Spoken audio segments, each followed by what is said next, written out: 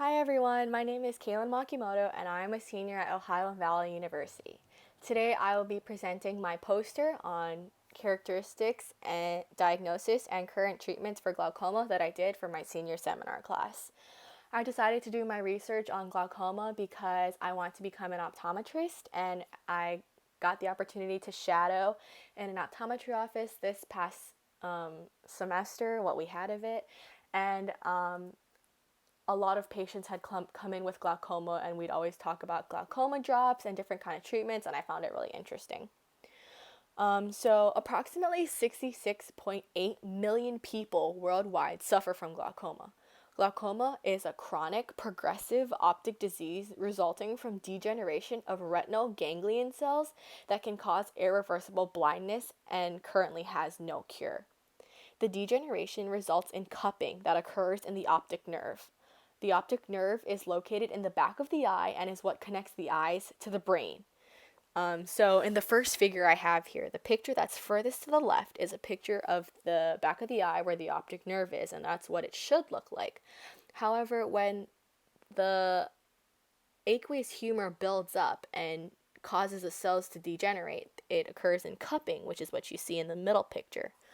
The two circles on the right, which show a healthy optic nerve and an optic nerve with glaucoma, is a picture that you often see in the optometry office. And so the optic nerve should look like a donut. And when the inside of the donut becomes really big or bright, it usually indicates glaucoma. So, glaucoma is usually asymptomatic, and so most individuals are not aware that they even have glaucoma.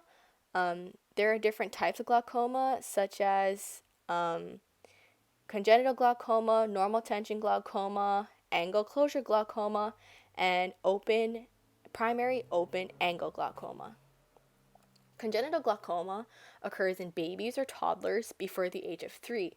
It is formed by an abnormal development of the eye's trabecular meshway during the prenatal period. It's also commonly inherited as an autosomal recessive trait. The primary characteristic for congenital glaucoma are very high intraocular pressures, or IOP. So normal IOP levels range from 12 to 22 millimeters of mercury. So anything like 24 or 30, that's pretty high and is not normal. The most common treatment for congenital glaucoma is surgery of the trabecular meshwork, and if this is successful, it can allow the baby to see for the rest of his or her life. So I actually got to meet a really unique patient, like really rare, in the office this past semester, and he is 18 years old. He has congenital glaucoma and has had it since he was born. He also has a condition called nystagmus. And so nystagmus is when your eyeballs are like unable to be still. It makes repetitive and uncontrollable movements. So it's kind of like a googly eye that just moves around and doesn't really stop. So it makes it really hard for him to focus. So he had those two things. And so there were treatments that he tried to have done for the glaucoma, and one of them was having tube shunts put in his eyes. Tube shunts are tubes that go in at about 2 o'clock, 11 o'clock, 4 o'clock, and 7 o'clock on a clock, but on an eye, in an eye. And the goal of this is to drain the excess aqueous humor fluid that's in there because of the clogging of the the trabecular meshway that's not allowing the aqueous humor to exit the eye. So he had tube shunts put into his eye, which didn't really help. When he came in with his glasses, he was able to read 2400, which means what someone could normally read 400 feet away, he only could read 20 feet away. So yeah, he did not have the surgery done as a child. His biological mother was a drug addict, and he got adopted, I think. So he came in with his adopted mom, and they were trying to have him prescribed with scleral lenses. So scleral lenses are special, unique contact lenses that are custom made to each eyeball. So because he has the tube shunts in, the doctor, when she sends in the measurements to have the scleral lens made, she has to make sure that there is a curvature created where the tube shunts are. But these scleral lenses will help him be able to see more clear. It won't help the nystagmus. His eyes will still roam, but he will be able to see more clearly. So in the office, they have trial lenses, and they had put a trial lens in his eye, and although it didn't fit, it wasn't made specifically for the eye. It was probably a little uncomfortable, but with the scleral lens and his glasses, he was able to read 20/60, which is incredible compared to the 2400 he could read before having the scleral lens put in. And so this was really like emotional for me, because it was like so tragic that he couldn't see for so long. He struggles to see, he can't function on his own. But now, if these scleral lenses work out for him, he can be independent, he can function on his own, he can live the rest of his life doing whatever he pleases and pursue all of his dreams that he may not have been able to pursue because he couldn't see. So that was my experience with congenital glaucoma. It was really cool. Another type of glaucoma is normal tension glaucoma, which is when there's damage done to the optic nerve, but the IOP remains within the normal range. So usually with glaucoma, a giveaway characteristic is elevated IOP levels. Now, although that is the main characteristic for most types of glaucoma, people that have larger diameter lenses tend to have higher IOP levels. So just because your IOP is a little higher doesn't necessarily automatically mean you have glaucoma, although that is one of the biggest characteristics. Normal tension glaucoma, though, patients that have this have normal IOP ranges, and the cause for this is unknown, but experts believe that it's caused by inadequate blood flow to the optic nerve. So the shape and color of the optic nerve is assessed during diagnosis of this type of glaucoma, and additional tests consist of a visual field test, which measures your side vision, how well you can see on the in your peripheral, and treatments include medication, usually eye drops, or laser surgery or conventional surgery. The next type of glaucoma is primary angle closure glaucoma, and this is when there's an angle between the iris and the cornea that's too small. So when this angle is too small, it creates a blockage in the aqueous humor fluid that's trying to exit the eye through the trabecular meshwork. So the trabecular meshwork is responsible for helping the aqueous humor exit the eye, and when the angle is too small, the aqueous humor cannot get to that trabecular meshwork to exit the eye. So now there's an overload of it, and this creates a buildup of the aqueous humor, and then causes pressure to the optic nerve, which is the explanation for the elevated intraocular pressure. There's more pressure on the back of the eye when there's an excess amount of aqueous humor. So primary angle closure glaucoma can also cause eye pain, headache, nausea, and reduced visual acuity. Diagnostic testing includes the Goldmann tonometry, which is they will put an eye drop in your eye to numb your eye, and you'll put your face into the slit lamp, and there will be a blue light that'll just barely touch the tip of your eye, and then when it does that, it'll measure your intraocular pressure. So aside with that test, there's also a gonioscopy, which measures the angle, whether you have open angle glaucoma or angle closure glaucoma. The most prevalent form of glaucoma in the world is primary open angle glaucoma. So this is similar to angle closure, and it's just when the angle is open instead of closed. It's just open, and it still causes a backload of aqueous humor, causing pressure on the optic nerve. Some tests performed are the visual field test and the gonioscopy, which can tell whether the angle is open, whether your glaucoma is open angle or angle closure. Treatments include medication, laser surgery, or conventional surgery. My objective for my research was to present the most current characteristics, diagnosis, and treatment methods of glaucoma, in addition to discussing future research aimed at discovering a cure for this disease. My methods, I found my information through articles that I found on PubMed that were published within the last 10 years, with key terms including glaucoma, primary open-angle glaucoma, primary angle closure glaucoma, glaucoma treatments, etc. The articles were peer-reviewed and categorized according to the year of publication and objectives of the studies.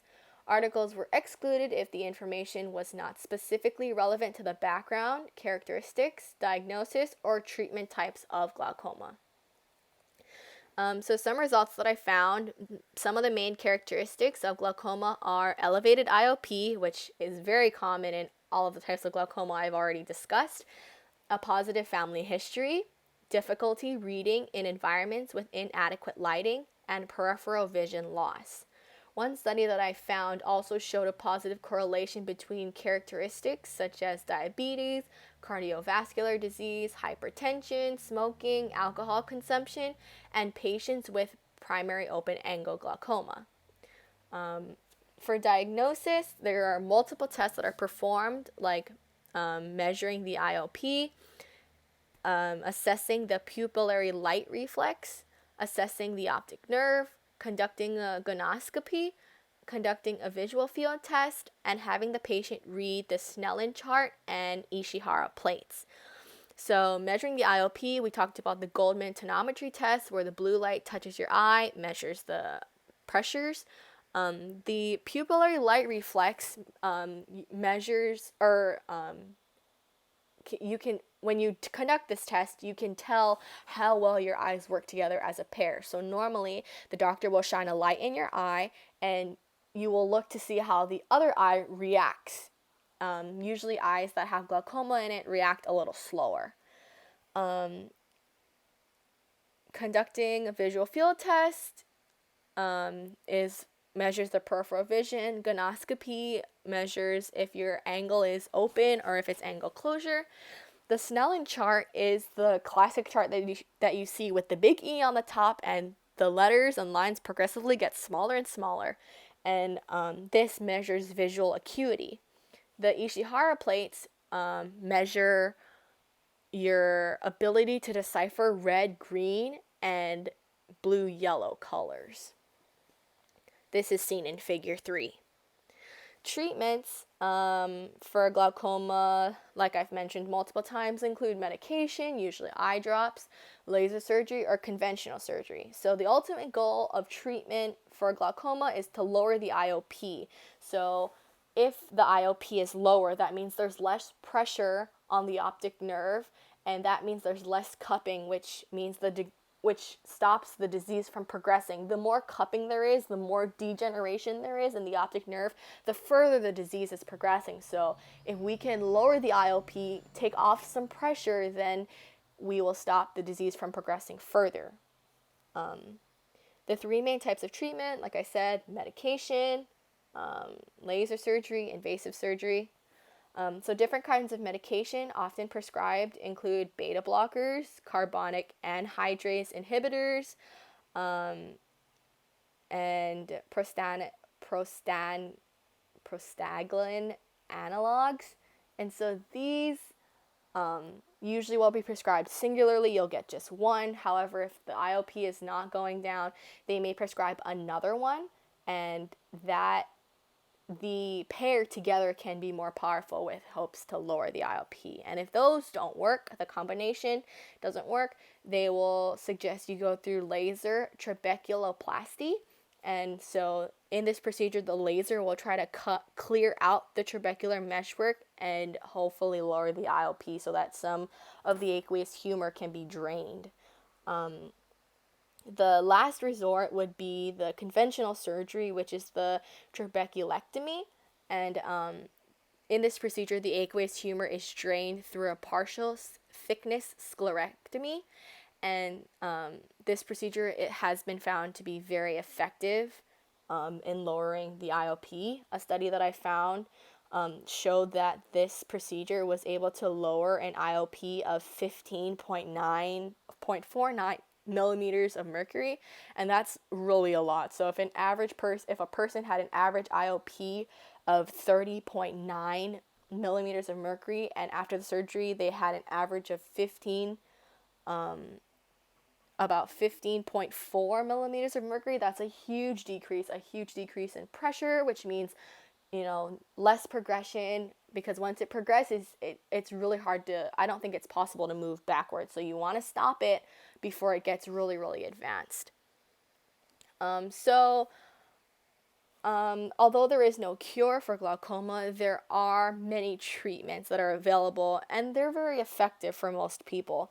I think that one of the most important things is to share the information with people, because it's asymptomatic and it's really hard to tell if you even have it. If you have information about what you should know and need to know and be aware of, it makes it a little easier on yourself. So if you have a positive family history, the odds of you having it are much higher. So that's something to be aware of. And another important thing that will help is to go to the eye doctor every year and have a comprehensive exam done. When you go to the eye doctor every year, usually or for me, I look forward to getting better prescriptions for my contacts so I can see better. But they will also check the health of your eye, and they will tell you if you need to be aware, maybe come back in 6 months instead of 1 year to check to see if it progresses any further, because they do want to catch it early. It's really important as much as possible to catch it early. Future directions include a novel cell-based and viral gene transfer therapies. These are a big risk though, so only patients that will benefit the most from it should be selected. And additionally, researchers hope to create genetic screenings that will show a patient's expected risk. And so this will really help doctors be aware of what patients to keep an eye on at all times. And that'll help with early diagnosis, which is really critical to glaucoma. And I have my references at the bottom. And so for this class, in addition to making the poster and writing the paper, I also had to shadow an optometrist for 70 hours, and it was really awesome. It was super cool because prior to going into this, I wasn't sure if I was 100% about pursuing optometry. And so going in, when I first went in, I was really like, oh, it's the same thing over and over. It's really boring. And because I couldn't do anything, I just sat there. I literally sat there, watched the doctors do everything, which was cool, but after a while it's really boring. Time doesn't pass very fast. And so after going in a couple weeks later, I realized that although it's super repetitive, mostly all jobs are, and being able to see how many patients the doctor can help in one day was really inspiring. It was super cool to be able to help so many patients in one day, and it was really interesting to see the relationships that were built with the patients and the doctors. So one of the patients that has been with this doctor for about 7 years, and so they're like, please, what have you done in the past year, as if they're friends, and she only sees this patient once a year. And so it was super cool to be like, tell me what your life is like, what are fun things that you did, so that it was just really cool. It was cool to see the relationship that you can build with your patients. And so I think if you're a people person and you're willing to, you want to help others, it's really cool. So when you choose your topic, make sure it's something you really want to go into, and do your best to use the opportunity as much as you can. Get as much information, get as many hours of volunteer, because that really helps going into grad school. So find something you love, pursue it really hard, go with all of your heart, and you'll be successful in anything you do in life. Thank you for listening to my presentation.